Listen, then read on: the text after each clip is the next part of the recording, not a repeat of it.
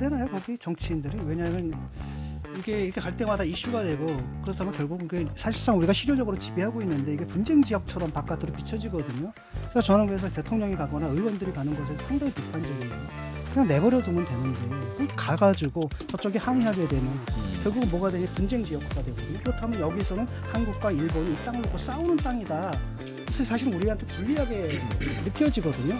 그래서 저는 상당히 좀 비판적이에요. 꼭 그랬어야 됩니다. 뭐 그렇게 말씀하신 분도 더러 계십니다만 저도 한 말씀을 드리면 제주도를 일본인이 일본 땅이라고 주장하면 우리가 분쟁 지역화 될까봐 제주도를 안 가지는 않을 거 아닙니까? 그런 의미에서 저희는 독도가 우리 땅이라는 것을 더 많이 알려야 된다고 생각을 한 건데요. 저희가 특히 이걸 좀 가야 되겠다, 더 이상은 지켜볼 수 없겠다라고 판단한 것이 뭐였냐면 가만히 있다가 지금 어떻게 됐습니까? 우리 30년 전부터 독도 분쟁 지역화 될 거기 때문에 조금 조심해야 된다. 우리 정치인들이 방문하는 걸 좀 지양해야 된다고 이야기를 했는데 일본은 더 뻔뻔하고 더 노골적으로 더 대놓고 일본을 아마 독도를 일본 땅이라고 주장하고 있습니다. 그러니까 저는 민주당이 이렇게 반응 안 했으면 좋겠거든요. 민주당의 가장 큰 문제가 뭐냐면 일단은 주창가 부르지 않았습니까? 그다음에 뭐 했습니까? 총선은 한일전이고 대선도 한일전이다라고 하는 민족주의 프레임을 계속 썼거든요. 여기에 대한 대중의 반감이 있어요. 이걸 갖다 국힘에서 이용해 먹어가지고 막 가는 거 아니겠습니까? 그런 빌미를 또 주는 게 아닌가 싶어요. 한일전이라고 저는 생각하지 않는 게 국민의힘도 굉장히 애국한다고 저는 생각하거든요. 그러니까 이걸로 한일전으로 열어가지고 당시에 그거 가지고 총선을 치르지 않습니까? 총선은 한일전이다, 뭐 대선은 한일전이다, 포스터까지 만들어가지고. 그 포스터 만든 사람 있지 뭐 민주당이 대선 구호로 쓰지는 않잖아. 네, 박정현 판승과 함께하고 계십니다. 오는 7일 일요일 주일이죠. 기시다 후미오 총리와 우리 윤석열 대통령과의 한일 정상회담이 있습니다. 이제 답방 성격인데요. 이 또 정상회담을 앞두고 독도가 다시 주목을 받고 있습니다. 더불어민주당 청년위원장을 맡고 있는 전용기 의원이 또 독도 방문을 했는데 지금 일본이 또 강력하게 항의를 했기 때문입니다. 이 항의 또 어떻게 봐야 될지 독도에 다녀온 전용기 의원 스튜디오에 직접 모셨습니다. 의원님 어서 오십시오. 네, 안녕하세요. 반갑습니다. 네, 진 작가님과 김 소장님 인사 나눠주시고. 자, 2일에 독도를 다녀오신 겁니다. 네. 그러니까 이제 정상회담 앞둔 시기이기 때문에 왜 지금 갔어야 됐냐 뭐 이런 말씀도 하시는 분이 있고, 언제부터 계획을 하셨던 겁니까? 3월 달부터 계획을 한 겁니다. 그러니까 3월 처음에 독도 문제가 불거졌을 때, 그러니까 우리 윤석열 대통령께서 일본에 갔다 오셨을 때 독도 문제가 거론이 됐다고 기시다 총리가 얘기하지 않았습니까?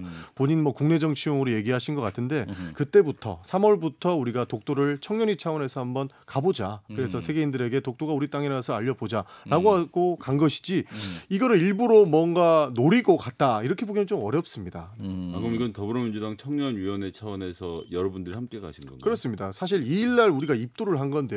그 전에 4월 28일 날 이미 한번 입도를 시도했었습니다. 그러나 파도가 높아서 못 들어갔거든요. 그리고 서울에 돌아왔는데 도저히 분해서 못 참겠더라고요. 그래서 날씨가 좋아지는 걸 기다리자마자 다시 이틀 만에 출발을 한 건데요. 그게 이제 2일 날 입도를 하게 된 겁니다. 꼭 가야 되나요? 거기 정치인들이? 왜냐하면 이게 이렇게 갈 때마다 이슈가 되고 그렇다면 결국은 사실상 우리가 실효적으로 지배하고 있는데 이게 분쟁 지역처럼 바깥으로 비춰지거든요. 그래서 저는 그래서 대통령이 가거나 의원들이 가는 것에 상당히 비판적이에요. 그냥 내버려 두면 되는데 꼭 가가지고 저쪽에 항의하게 되면 결국은 뭐가 되냐 분쟁 지역화가 되거든요. 그렇다면 여기서는 한국과 일본이 이 땅을 놓고 싸우는 땅이다. 그래서 사실 우리한테 불리하게 느껴지거든요. 그래서 저는 상당히 좀 비판적이에요. 꼭 그랬어야 됩니까? 뭐 그렇게 말씀하신 분도 더러 계십니다만 저도 한 말씀을 드리면 제주도를 일본인이 일본 땅이라고 주장하면 우리가 분쟁 지역화 될까봐 제주도를 안 가지는 않을 거 아닙니까? 그런 의미에서 저희는 독도가 우리 땅이라는 것을 더 많이 알려야 된다고 생각을 한 건데요. 저희가 특히 이걸 좀 가야 되겠다, 더 이상은 지켜볼 수 없겠다라고 판단한 것이 뭐였냐면 가만히 있다가 지금 어떻게 됐습니까? 우리 30년 전부터 독도 분쟁 지역화 될 거기 때문에 조금 조심해야 된다. 우리 정치인들이 방문하는 걸 좀 지양해야 된다고 이야기를 했는데 일본은 더 뻔뻔하고 더 노골적으로 더 대놓고 일본을 아마 독도를 일본 땅이라고 주장하고 있습니다. 사실 그냥 뭐 일본 땅이라고 그냥 주장했으면 별 말이 없었을 텐데 안보 문서에도 이미 독도가 일본 땅이라고 적어놨고요. 이제는 외교 연설에서까지 독도가 일본 땅이라고 주장하고 있습니다. 어떻게 이렇게 뻔뻔할 수 있을까 많이 고민을 했는데 이것을 사실 세계 뭐 얼마 전에 구글 지도에도 일본해라고 표기하고 다케시마로 표기하고 한 게 있지 않았습니까? 이게 우리가 가만히 있었더니 가만히로 보는 것 아니냐라는 생각을 들었습니다. 그래서 우리도 그러면 독도를 조금 더 세계 인들에게 대한민국 땅이라는 것을 알려야겠다 싶어서 사실 저만 정치인이지 다른 위원들은 청년위원들이거든요. 우리 청년들이 한번 나서보자 했던 겁니다. 이전에 다른 정치인들이 방문 뭐 이명박 대통령의 사례는 제가 기억에 나고 그때 뭐 굉장히 뭐 논란이 있었고 대통령이니까 그렇고 다른 정치인들이 갔던 사례가 있나요? 2021년도에 홍석준 의원께서 한 차례 방문을 했던 걸로 알고 있고요. 국민의힘? 예, 국민의힘. 조금 전에 이제 홍준표 시장께서 SNS에 글을 올리셨는데 예. 본인도 원내대표 하실 때 이렇게 헬기를 타고 독도를 방문했다고 하시더라고요. 주목을 못 받았네요.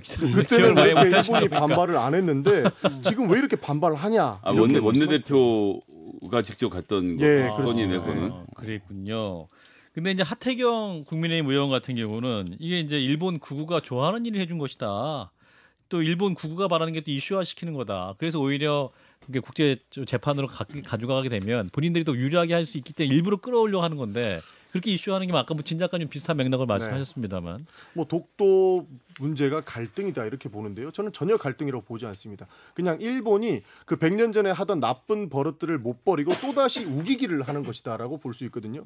사실 일본은 독도만 영유권 주쟁을 하는 것 아니지 않습니까? 예. 러시아하고는 쿠릴 열도를 분쟁 지역으로 만들려고 노력하고 있고요. 중국하고는 센카쿠 열도를 그렇게 만들려고 하고 있어요. 이 사람들이 100년 전에 조용하게 이렇게 침략을 하고 이렇게 조용하게 본인들의 야욕을 펼치는 모습들을 보였거든요. 예. 그 나쁜 버릇 아직도 못 보이고 지금도 그렇게 하면 될 줄 알고 이렇게 분쟁 지역으로 만들려고 노력을 하는 것 같은데 그냥 독도는 우리 땅이기 때문에 당신들 헛소리하지 말아라. 그리고 우리가 더 알리는 모습들을 보이면 좋지 않을까 싶어서. 그러니까 세계인들은 관심이 없거든요 여기에 대해서. 근데 이게 얘기가 되는 순간에 지금 사진을 보십시오. 지금 태극기 몸에 갖고 난리가 났잖아요. 이거 외국 사람들이 보게 되면 이건 사실 굉장한 내셔널리스트라는 인식이 강해지는 겁니다. 그러니까 내셔널리스트라는 게 외국에서는 상당히 부정적이거든요. 약간 우익, 극우 이런 느낌이거든요. 네. 근데 이런 식으로 부각을 시킬 필요가 뭐가 있었느냐라는 거죠. 그전에는 독도가 뭔지도 몰랐는데 딱 보면 이렇게 하는 게 이유가 뭐냐, 왜들 이러냐, 섬에 가서라고 한다면 일본이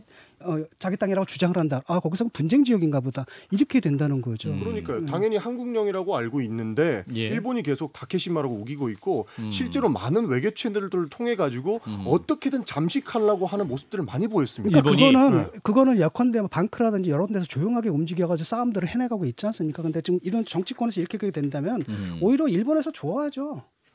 그리고 사실 분쟁 지역화 많이 걱정을 해주시는데요. 예. 우리가 받아들이지 않으면 됩니다. 지금 외교부가 사실 강력하게 항의하고 당신들이 그렇게 잠식해오는 거 제발 방지해라라고 하고 나서 만약에 분쟁 지역화 하자 그러면 무슨 소리나 우리 땅을 왜 분쟁 지역화 하느냐라고 하고 딱 선 그으면 되는 겁니다. 그래서 예. 많은 언론들에서도 나왔는데요. 분쟁 지역화 돼서 넘어갈 가능성 거의 없다고 보더라고요. 그러니까 저는 민주당이 이렇게 반응 안 했으면 좋겠거든요. 민주당의 가장 큰 문제가 뭐냐면 일단은 죽창가 부르지 않았습니까? 그다음에 뭐 했습니까? 총선은 한일전이고 대선도 한일전이다라고 하는 민족주의 프레임을 계속 썼거든요. 여기에 대한 대중의 반감이 있어요. 이걸 갖다 국힘에서 이용해 먹어가지고 그럼 막 가는 거 아니겠습니까? 그런 빌미를 또 주는 게 아닌가 싶어요. 한일전이라고 저는 생각하지 않는 게 국민의힘도 굉장히 애국한다고 저는 생각하거든요. 그러니까 이걸로 한일전으로 열어가지고 당시에 그거 가지고 총선을 치르지 않았습니까? 총선은 한일전이다, 뭐 대선은 한일전이다, 포스터까지 만들어가지고. 아이고 포스터 만든 사람 있지 뭐 민주당이 대선 구호로 쓰지는 않지 않았습니다. 예, 이제 한일 정상회담이 오는 일요일 주일에 있죠. 이제 우리 대통령과 일본 총리가 만나는데 일단 뭐 독도 얘기는 공식 의제가 안 될 가능성이 굉장히 높아 보입니다. 의원님께서 어떻게 판단하십니까? 근데 우리 대통령이 그래도 언급할 필요는 있지 않겠느냐? 자민당 간사장이 이렇게 날뛰고 있는 상황 속에서 그냥 넘어가기는 좀 어렵지 않을까 싶습니다. 그러니까 우리 대통령께서 저는 많은 것 가지고 오지 않아도 된다고 보거든요. 보수 대통령이지 않습니까? 사전적 의미 그대로 지키고 보존한다는 의미가 있는데 독도 문제 같은 경우에는 이렇게 일본에서 반응하면 안 됩니다. 우리는 일본과의 관계를 개선하기 위해서 많은 노력을 하고 있는데 기시다 총리께서 이거는 지켜주셔야 됩니다라고 사실 공개적으로는 발언을 안 하실지언정 내부적으로는 충분히 하실 얘기 있다라는 거죠. 기시다도 분명히 일본에 우리 윤석열 대통령이 가셨을 때 그렇게 언급했다고 본인이 자기 정치를 하신 거거든요. 그런 측면에서 우리도 윤석열 대통령께서 충분히 이렇게 내부적인 부분에서는 하실 수 있다고 봅니다. 두 정상 간의 대화 맥락에서는 뭐 공개적으로는 안 하더라도 네. 뭐 이슈 제기는 해야 될 필요가 있다. 맞습니다. 공개적으로 하면 더 좋죠. 더 공개하면 더 네. 좋겠다. 근데 이제 지난 한일 정상회담 때 이제 우리 국민 입장에서 무엇을 얻어왔느냐, 그 반잔 채웠는데 우리 남은 반잔 어떻게 할 것이냐, 이 부분도 굉장히 궁금해하셨는데 그럼 의원님 어떻게 판단하세요? 우리가 또 채워야 될 만자는 얻어야 될 게 뭐가 있다고 보세요? 그러니까 물컵을 저는 엎어야 된다고 사실 생각을 했었거든요. 그 물컵 엎어야 된다. 반잔을 채워주기를 바랬는데 예. 일본에서는 전혀 전향적으로 채워줄 생각을 안 했던 것 같아요. 사실 강제동원 3자 변제안 같은 경우에는 사실 우리 대법에서도 이야기를 했고 일본에서 강제징용을 만들었기 때문에 그건 일본이 좀 갚아야 된다라고 했는데 그거를 사실 예. 우리 윤석열 대통령께서 한국에서 문제를 좀 해결하겠다고 하고 가지고 오신 것 같은데 그래도 우리가 이 정도로 숙이고 들어갔으면 일본도 외교적 측면이라면 아니다 당신들이 그렇게 노력을 하는데 우리가 변제하겠다라고 했었어야 됐었거든요. 예. 그런데 그런 부분들이 전혀 보이지 않았기 때문에 이 변제안에 대한 이야기를 해야 되는 것이고요. 한국은 일본에 대한 무역 화이트리스트를 복원하지 않았습니까? 예. 그런데 일본은 아직도 복원하지 않고 복원하는 절차를 거치고 있다 이렇게 얘기하고 있어요. 지금 당장 복원시켜야 된다라고 이번 한일 정상회담에서는 좀 해줬으면 좋겠다는 말씀을 드리고 후쿠시마 오염료 방류 문제는 더 이상 받아들일 수 없다. 이 부분은 단호하게 선을 긋고 가셔야 그 반잔 채울 수 있다고 보고 있습니다. 일각에서는 G7 앞두고 이제 그 문제에서 좀 전향적인 입장을 우리 정부가 취하는 상황 아니냐라는 전망도 나오는데 사실 저는 급한 건 일본이라고 생각합니다. 일본이 G7에서 조금 더 우위적인 지위를 획득하려면 결국에는 다른 나라들에게 예. 한일 정상 간에 이렇게 우호적인 관계를 만들어내고 있다라고 하는 리더십을 좀 보여줘야 된다고 생각할 거예요. 예. 그러니까 이렇게 원래 7, 8월에 예정되어 있던 한일 정상회담을 급하게 땡겨가지고 당장 한국에 가겠다라는 것이거든요. 그래서 급한 쪽은 우리가 아니라고 보고 우리가 조금 더 국익에 대한민국 국익에 부합하는 활동들을 해야 되지 않을까 저는 그렇게 보고 있습니다. 예. 자, 더불어민주당 전용기 의원을 만나고 있는데요. 그 민주당 또 청년위원장이시니까 최근 당내 현안을 어떻게 바라보고 계시는지. 굉장히 가슴 아픈 일이죠. 저희가 반성해야 되는 부분이라고 생각을 합니다. 그리고 돈봉투 의혹. 예, 질문도 안 드렸는데 뭐가 가슴 아프신지 말씀도 안 하셨는데 가슴 아프셨어요. 사실 뭐 우리 민주당 얘기하면 보통 이런 주제로 넘어가더라고요. 예, 그래서 알겠습니다. 가슴 예. 아프다고 생각하고 사실 도덕적 해이가 없다고 말씀드리긴 어려울 것 같습니다. 실제로 이런 모습들이 보여졌던 것이고 예. 그건 우리가 반성해야 되는 부분이고 해당 부분들을 불편했을 국민들께 털고 가야 되는 것이 맞는 것이죠. 그렇기 때문에 윤관석 의원과 이성만 의원이 지금 탈당을 했지 않습니까? 그분들께서는 본인들도 억울한 부분이 있다. 지금 언론에 나온 녹취록 같은 경우에 굉장히 우리의 방어권을 전혀 무시한 채 우리한테 불리한 것만 나온다라고 말씀하시거든요. 예. 그런 부분들을 이제 탈당을 하고 나가셨으니까 정확하게 본인들이 주장하시는 것처럼 명예회복을 하고 돌아오시면 저는 좋지 않을까 그렇게 보고 있습니다. 예. 근데 이제 김종민 의원 같은 경우는 이 탈당 두 의원이 탈당을 했는데 어떠한 그 원칙 적용은 똑같아야 된다라는 말씀을 많이 하시지 않습니까? 그래서 이제 관련 돈봉투 관련해서도 명단에 있는 의원들이 꽤 있으시고 네. 더불어서 또 이재명 대표 같은 경우는 사법 리스크가 있기 때문에 이재명 대표에도 같은 기준을 적용해야 된다 이렇게 주장하시는 분도 있어요. 이 부분은 어떻게 보세요? 뭐 충분히 그런 주장하실 수 있을 거라고 보고 예. 있습니다. 그러나 이 사건이 저는 본질이 조금 다르다고 본 게 이재명 대표 같은 경우에는 이미 검찰에서 공소장을 통해서 모든 사건 진실들을 이미 국회의원들한테 제공을 했습니다. 예. 영장 청구를 통해서. 그런데 이성만 의원과 윤관석 의원 같은 경우에는 그런 사실관계에 대한 내용이 전혀 없이 그냥 녹취록만 가지고 이 사람이 범죄자다라고 낙인을 찍고 있는 것이거든요. 예. 그래서 만약에 이성만 의원과 윤관석 의원의 그 공소장이라든지 그 사실관계가 국회의원들에게 제공이 됐고 이게 만약에 검찰의 보복이다라고 판단이 됐다면 아마 뭐 탈당이나 이렇게까지는 안 했을 겁니다. 그러나 지금 상황에서는 국민들이 불편해하고 있고 이 사실관계를 전혀 모르고 있고 문제가 더 크게 불거지고 있기 때문에 예. 이 부분에서는 사안이 좀 다르지 않았을까 저는 그렇게 보고 있습니다. 그러니까 수사도 안 받고 조사도 안 받은 사람들은 자진 탈당하는데 수사받고 기소당하고 재판까지 받고 또 한 건이 아니라 하나 둘 셋 그다음에 혐의들도 굉장히 중하거든요.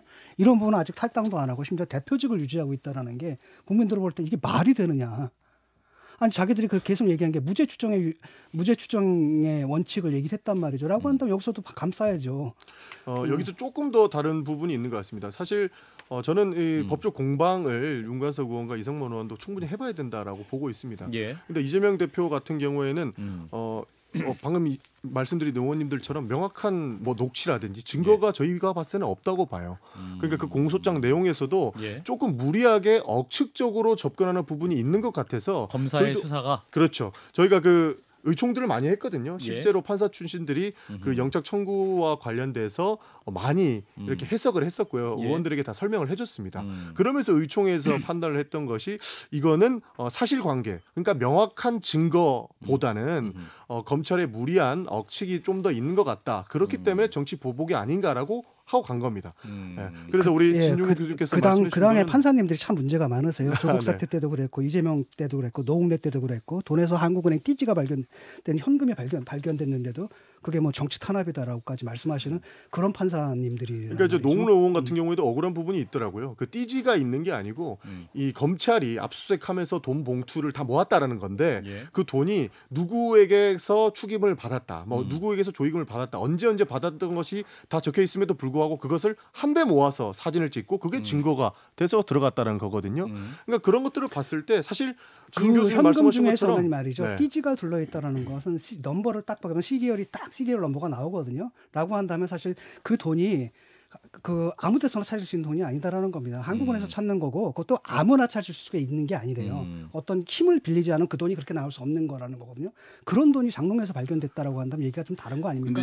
물을 섞지 마세요. 아니, 여기다 수기금 받은 거 뭐 덜어 섞어가지고 한 그게 아니라 그런 돈이 발견됐다라는 것은 차원이 다른 작가님 얘기죠. 지금 시리얼 넘버에 띠지 말씀하시는 건 전 처음 듣는 얘기인데 띠지라는 건 저 같은 사람에 가서 돈 500만 원 찾아도 다 띠지로 아니 한국은행 띠지가 있는데 지금 어떤 보도에 따르게 되면 뭐라고 나오냐면 그것을 하는 관 무슨 건이라고 하는데 그것은 아무나 우리 일반인이 가서 될 수 있는 게 아니다라는 거예요. 예, 뭐 그 얘기 거기까지 하고 지금 이제 뭐 이재명 대표 거는 뭐 그렇게 말씀하시니까. 네. 근데 이번 사건에 현역 의원 10명 혹은 20명까지 연루됐다. 이런 얘기가 나오면 그럼 이거 줄줄이 또 추가 혐의가 나오게 되거나 추가 녹취가 공개가 되면 또 그 관련해서도 계속 그럼 탈당하는 수순으로 가는 겁니까? 그러니까 뭐 검찰이나 뭐 언론에서 추가적인 문제 제기를 하겠죠. 예. 그러나 뭐 확인된 명단을 봤을 때에도 사실 저는 이 상황이 지금 최악이라고 생각을 하거든요. 그분들은 당연히 아니라고 지금 주장을 하고 있고 그렇죠. 그런 언론에는 그렇게 나와 있는데 사실 서로가 서로를 의심하게 되는 것이고 지금 검찰의 손에 저희는 더 놀아나고 있는 상황까지 온 거라고 생각합니다. 예. 왜냐하면 검찰이 너지? 너 돈 받았지? 내가 녹취 들어봤는데 당신이잖아. 이 얘기하면 아무 얘기도 못하고 출당 조치 당할 수 있고 탈당 조치 당할 수 있는 거죠. 그래서 이소영 의원은 그 160여 명 의원들 다 전수조사해야 된다. 그 의원들 스스로 말해야 된다 이렇게 말씀하는데. 그러니까 사실 스스로 어떻게 말을 하겠습니까? 이거 뭐 본인들의 방어권도 당연히 주장을 하실 거고요. 이 해당 부분들이 이런 식으로 나와가지고 언론으로 여론 재판을 해서는 안 된다는 겁니다. 문제가 있으면 당연히 처벌받아야 되는 것이고요. 법원에 가서 해당 증거의 신빙성을 얻어서 판결을 받았을 때 법원은 법원이고 또 당내 자정기구, 그러니까 당내 윤리심판원이라든지 충분히 그건 해야 되는 거죠. 여러분들이 예컨대 국민의힘의 정치인이 그런 비리를 저질렀을 때 그런 태도를 취했냐라는 거예요. 아니잖아요.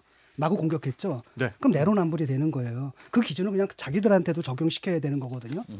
그러니까 이것들이 사실 아까 노웅래 의원님도 얘기가 나왔는데 예. 이 증거들이 실제로 증거로서 나와야 될 재판에서 나왔다거나 예. 그 다음에 또 다른 방식으로 제시가 됐다면 아마 우리는 정치 보복이라고 얘기하지 않았을 겁니다. 아까 노웅래 의원님 건도 증거가 지금 조작이 됐다라고 저희가 주장하지 국민들이 않습니까? 그런 얘기를 들으면 지쳐요. 그렇죠. 그러니까 단 한 건의 조작도 없이 명확하게 이것은 뇌물이다라고 우리에게 영장 청구해서 보여줬다면 당연히 이것은 정치 탄압이라고 저희도 말할 수가 없죠.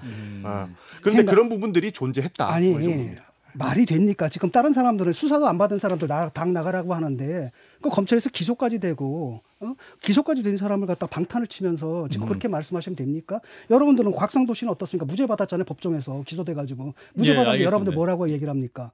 다시 수사라고 하잖아요. 그런 기준을 여러분 자신에게 대야 된다니까요. 예, 질문 마무리해 주시고 의원님 답변하시겠습니까? 그럼 추가로 질문을 드리면 이제 민주당에서 이제 쇄신 의총을 열 방침이고 또 1박 2일 또 워크숍까지 진행하겠다라는 방침이죠. 아직 그 스케줄이 확정은 안 된 상황이죠. 그러니까? 아직 스케줄은 확정나지 않았습니다. 근데 저도 아까 답변 간단하게 예, 드리면 해주시면. 도덕적 해이와 관련돼서는 저도 반성해야 된다고 보고 있고요. 사실 내년 총선에서도 이 도덕적 기준이 결국에는 총선 승리의 여건이 되지 않을까 저는 그렇게 보고 있습니다. 사실 우리 당 당원 당규에만 봐도 이 도덕적 문제에 대해서 크게 신경 안 쓴다라고 저도 생각하거든요. 그래서 우리 청년들도 해당 부분은 정말 잘못됐다라고 바꾸고 싶은 분들이 있습니다. 뭐 예컨대 뭐 사기 공갈 폭행 절도 이런 커다란 범죄도 음. 금고 이상의 형을 받아야만 이렇게 부적격 처리를 받을 수 있는 부분들이 있거든요. 예. 그러니까 해당 부분도 사실 민주당은 옛날부터 민주화 운동과 관련된 내용들이 어느 정도 가만히 돼야 된다라는 여론도 있습니다. 근데 그런 내용을 제외하고 나서는 도덕적 해이는 앞으로는 정치를 할 수 없게끔 만드는 것이 더욱 중요하다라는 말씀으로 좀 가름을 하겠고요. 네. 근데 그 지금 박광원 원내대표랑 준비한다는 쇄신안은 구체적으로 어떤 쇄신을 얘기를 하시는 건가요? 약간 너무 범위가 넓은 것 같아서. 그러니까 지금 뭐 비명계와 친명계 뭐 이런 얘기를 하는 거겠죠. 그리고 예. 뭐 유튜브와 관련해서 뭐 어떤 방식으로 출연을 하고 그리고 우리 안에 갈등을 부추기는 방식 이런 부분들을 일단 먼저 바로 잡아야 된다는 것이고요. 그리고 이후에 있는 것이 방금 말씀드렸던 도덕적 해이에 대해서 우리가 어떻게 대응을 할 것인가에 대한 내용도 있습니다. 민주당 또 그 권리당원들이 그 이재명 대표에 대해서 직무정지 가처분 신청 신문이 오늘 있었다고 하죠. 이 부분 어떻게 보세요? 그러니까 이런 것들이 이제 극과 극인 것이죠. 사실 그분들도 충분히 그분들이 할 수 있는 역할을 했다고 보고 있습니다. 예. 그러나 그 가처분이 인용될 가능성은 저는 조금 낮다라고 평가를 하고 있는데요. 그래도 그분들하고는 충분히 토론의 여지가 있습니다. 그래서 지금 저는 박광원 원내대표가 이번에 당선된 것이 약간 탕평이 될 수 있는 지도부로 변모했다. 비명계이기 때문에 예, 이렇게 말씀드리고 싶거든요. 그 이재명 대표를 이렇게 가처분 신청을 냈던 분들도 소위 비명계로 불리는 당원들이기 때문에 박광원 원내대표가 충분히 토론을 해서 우리 안에 설득의 구조를 만들 수 있지 않을까 그렇게 보고 있고 그런 것도 먼저 해결이 되고 나면 그다음에 도덕적 해이 문제라든지 앞으로 해당 문제가 발생했을 때 진 교수님 말씀해 주신 것처럼 어떻게 하면 내로남불 안 할 수 있을까 그런 정당으로 갈 수 있을까에 대한 내용이 포함될 거로 보고 있습니다. 네, 이재명 대표 체제 내년 총선까지 갈 수 있을 것이 이 부분도 논쟁거리 아니겠습니까? 연말까지 갈 수 있겠느냐 뭐 이런 진단도 있는데 뭐 현재까지 나온 안들 보면은 저희는 검찰의 정치 보복이라고 판단을 하고 있습니다. 그래서 예. 해당 부분들은 아마 유지가 되지 않을까 저는 아니 그렇게 그러면서 무슨 쇄신을 합니까? 음. 투쟁을 해야지. 마지막 질문. 그 대통령이 그 박광원 원내대표와의 회동을 한다면 개념치 않겠다. 이재명 대표의 또 입장이 있는데 그 대표를 패싱하고 대통령과 여야 원내대표의 회동을 사실상 수용한 그런 발언인 이 부분은 당내에서 얘기가 되고 있습니까? 어떻게 보시는지? 뭐 대표께서 방금 말씀하신 걸로 저도 봤거든요. 예. 속보를 뜬 걸 봤는데 대표께서도 윤석열 대통령이 이렇게까지 본인을 안 만나시려고 하겠다라는 것은 이편 내 편이 너무 확실하겠다라고 판단을 하신 것 같아요. 예. 그래서 이대로 민생을 방치할 수는 없으니 그럼 원내대표라도 만나보셔라. 그래서 어느 정도 진짜 민생을 위한 협치를 한번 만들어 보자라고 이야기를 하는 거고요. 진 교수님 말씀을 해주셨지만 혁신과 투쟁은 같이 이루어질 것 같습니다. 알겠습니다. 자, 오늘은 여기까지 전용기 더불어민주당 의원이었습니다. 고맙습니다, 의원님. 네, 감사합니다. 좋아요. 구독. 알림 설정.